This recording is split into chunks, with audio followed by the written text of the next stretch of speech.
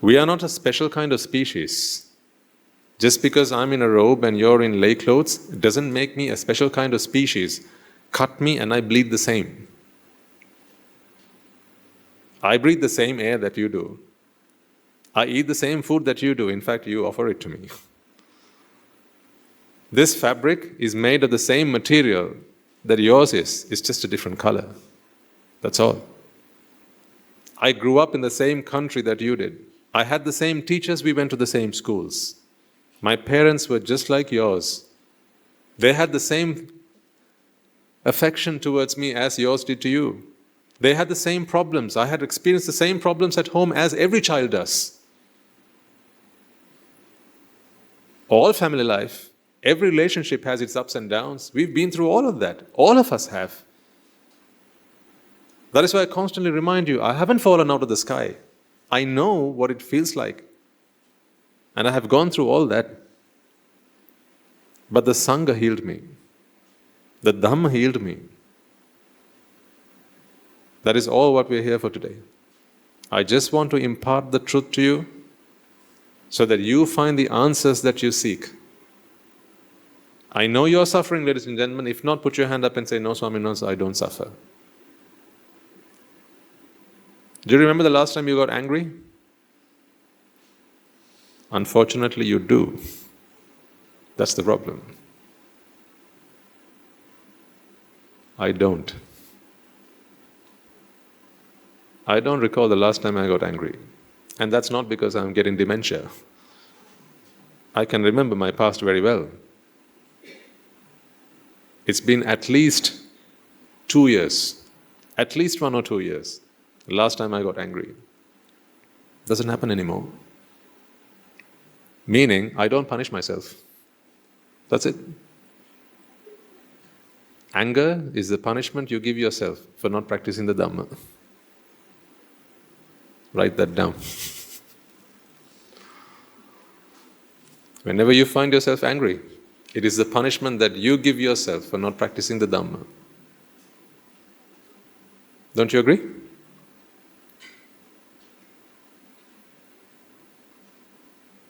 This is all I want to do. You take the Dhamma from us, apply it into your lives, free yourselves from the problems that you're in, the traps that you get yourselves into, the vexations that burn you from the inside, the problems that keep you up at night. You may be the boss of a large corporation. You may be an employer to many people. You may be a leader to a community. You may be a father at home, a mother who looks after her children.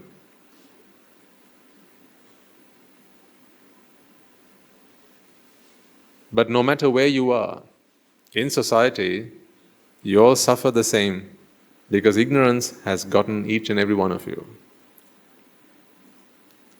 And I haven't even begun to talk to you about what happens to you after this death.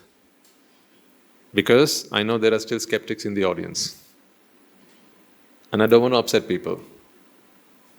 If you were there last week, Guru Hamdra talked to you about it. Yeah? We chase the dogs out, he said. We only preach to those who are yet to become dogs. Because once you become a dog, there's no point talking to you. But, of course, we have new faces every day. And that is always welcome. Because that is what I always ask you to do. Bring new faces, bring new people along. If you have compassion towards them, then bring them here. But we have distanced ourselves so much from the Buddha, the Dhamma and the Sangha that today even Buddhists don't believe in rebirth. That's because they don't understand the Dhamma. That's all. I was one of them. Gosh, I was the biggest skeptic in the room. You couldn't beat me at that. If we went back a few years. There were occasions when I'd say, I'm in the Buddha. He was another man, I'm another man, he has his ways, I have my ways. What makes him so much better than I? I know what I know and he knows what he knows.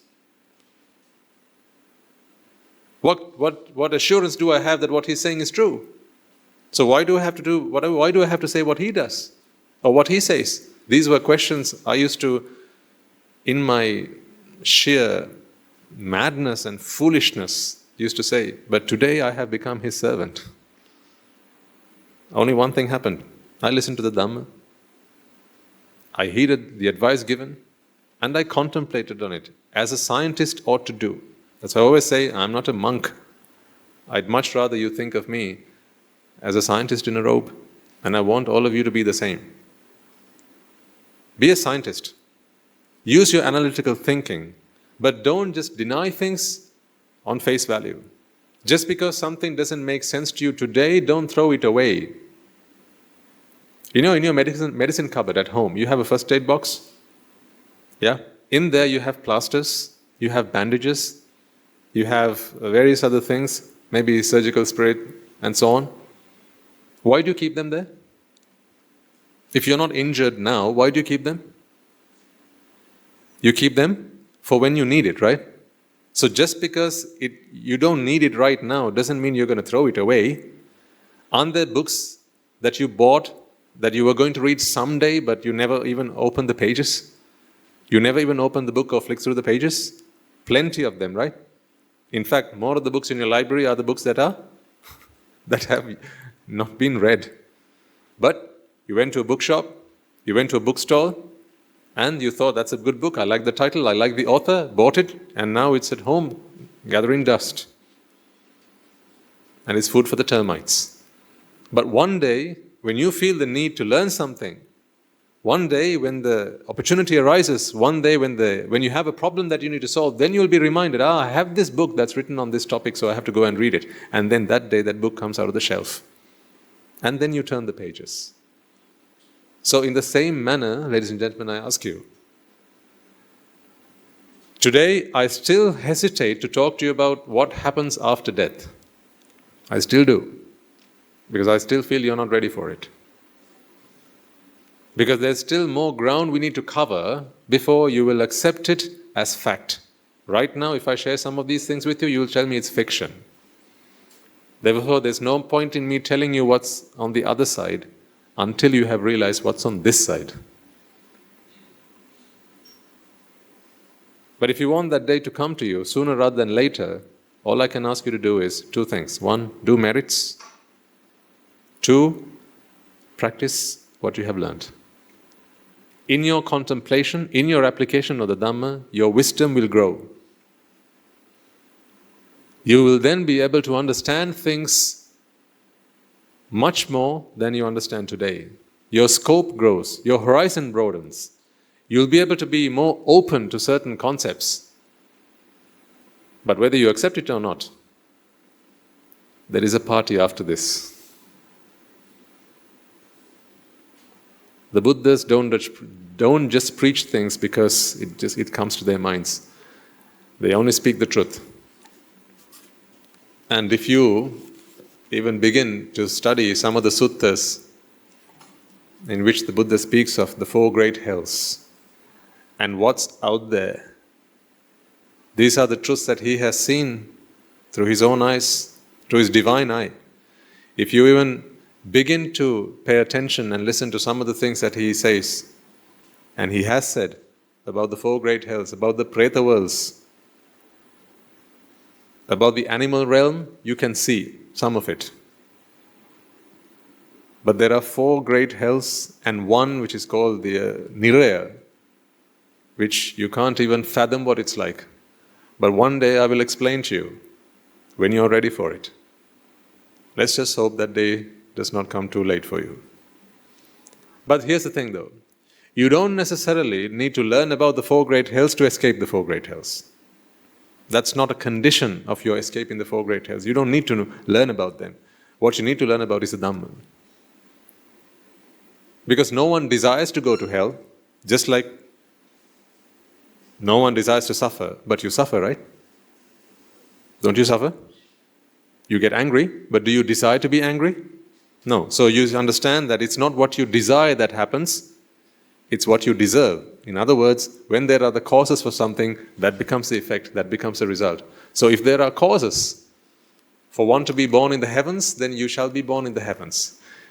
If there are causes for one to be born in the hells, then you shall be born in the hells. So then why are you human today? Because there were causes for you to be born human. Therefore you are human today. But unfortunately, Most people don't understand the value of having been born human.